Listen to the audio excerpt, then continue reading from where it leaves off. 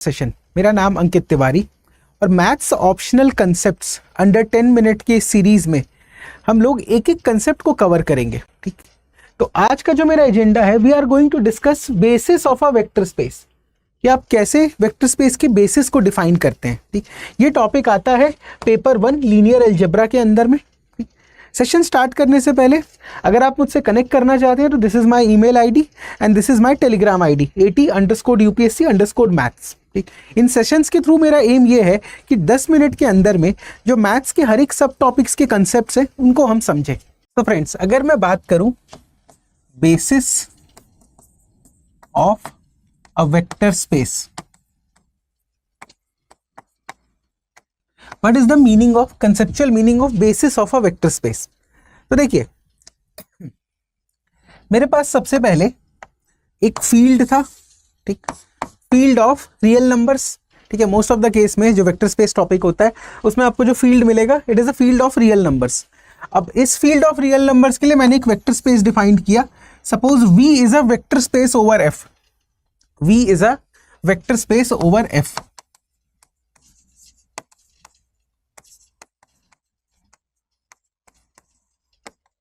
V is vector space over F। ठीक, अब जो आपका F था फील्ड, उसके एलिमेंट्स क्या होंगे? A, B, C, D, इस फॉर्म में होंगे। ठीक, अब यहां पे जो था V में मैं एक सबसेट कंसीडर कर रहा हूं S। ठीक है, what is S? S is a subset in V। S is a subset in V। ठीक, अब ये सबसेट जो है ये बेसिस कब कहलाता है, उसके लिए इसको कुछ कंडीशंस फॉलो करने पड़ते हैं। For example, if I right that S is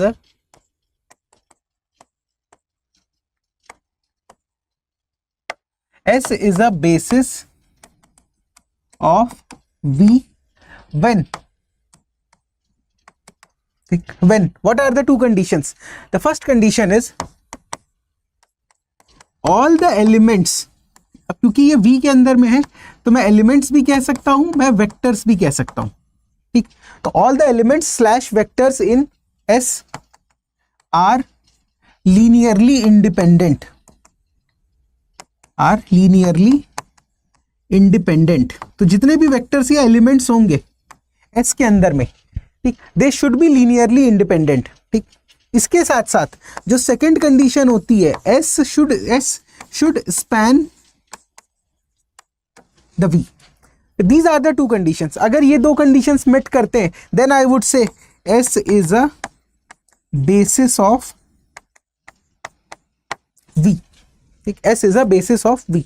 एक एक पॉइंट को हम लोग कंसिडर करेंगे ध्यान से। ठीक, A B C D elements किसके थे? फील्ड के। अब मैंने एक सबसेट लिया V के अंदर में, अगर ये सबसेट ये दो कंडीशंस को सेटिस्फाई कर रहा है कि all the elements slash vectors are linearly independent, S spans the V, then I would say S is a basis of V। ठीक, let us take few example. सबसे पहले वाले केस को समझते हैं। लीनियरली इंडिपेंडेंट का मतलब क्या है? सपोज S के अंदर जो एलिमेंट्स हैं उनको मैं कह रहा हूं alpha 1, alpha 2, alpha 3, alpha 4। These are the elements of S। ठीक, तो अगर 4 एलिमेंट्स हैं S के अंदर में, ठीक, suppose S contains 4 element, alpha 1, alpha 2, alpha 3, alpha 4। अब अगर ये लीनियरली इंडिपेंडेंट है, ठीक, अगर ये लीनियरली इंडिपेंडेंट है तो इसका मतलब क्या है कि A into alpha 1 plus B into alpha 2, C into alpha 3, D into alpha 4। अगर मैं इसको जीरो करता हूं, ठीक, अगर मैं इसको जीरो करता हूं तो only possible solution is, then only possible solution is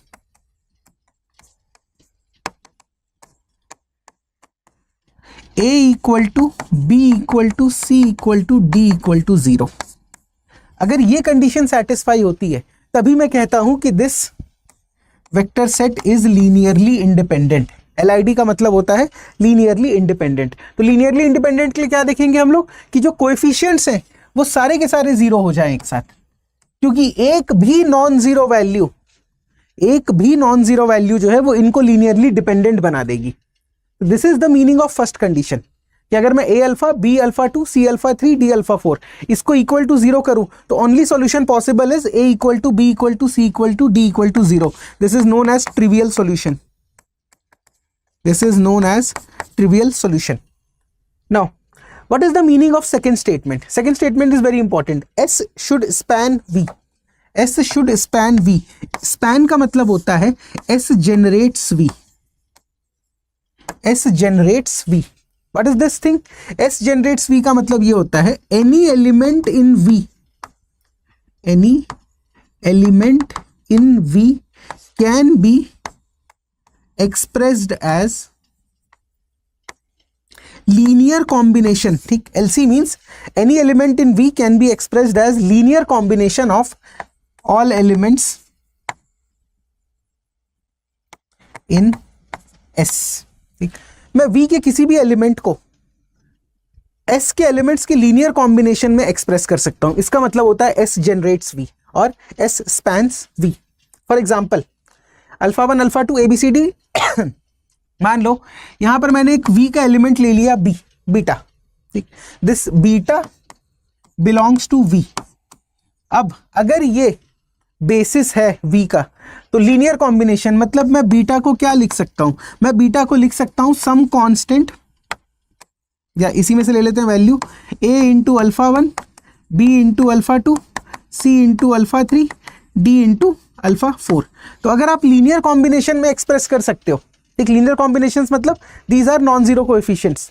ठीक, तो अगर आप बीटा को एक्सप्रेस कर सकते हो तब आपका सेकंड वाली प्रॉपर्टी सेटिस्फाई होती है कि yes S spans the V. S spans the V. अब अगर मुझे कोई भी सबसेट दे और ये बोले कि भाई आपको चेक करना है कि this subset forms the basis of V, तो आपको सिर्फ और सिर्फ पहली कंडीशन चेक करनी है कि whether they are linearly independent और नॉट. क्योंकि अगर लीनियरली इंडिपेंडेंट होगा तो वो ऑटोमेटिकली जनरेट करेगा, वो ऑटोमेटिकली जनरेट करेगा. तो बेसिस प्रूफ करने के लिए you only need to check first condition. You only need to check first condition. Suppose I have taken a vector space over real numbers. What is V3R? It is a vector space of order 3 over field of real numbers. Over field of real numbers. ठीक, order 3 का मतलब क्या होता है? एक एक element, अगर ये V है, ठीक, तो इसके एक एलिमेंट को डिफाइन करने के लिए मुझे 3 वेरिएबल्स लगेंगे, alpha beta gamma. This is one vector या वन एलिमेंट. सिमिलरली अगर दूसरे एलिमेंट को डिफाइन करना है तो P Q R, you need 3 variables.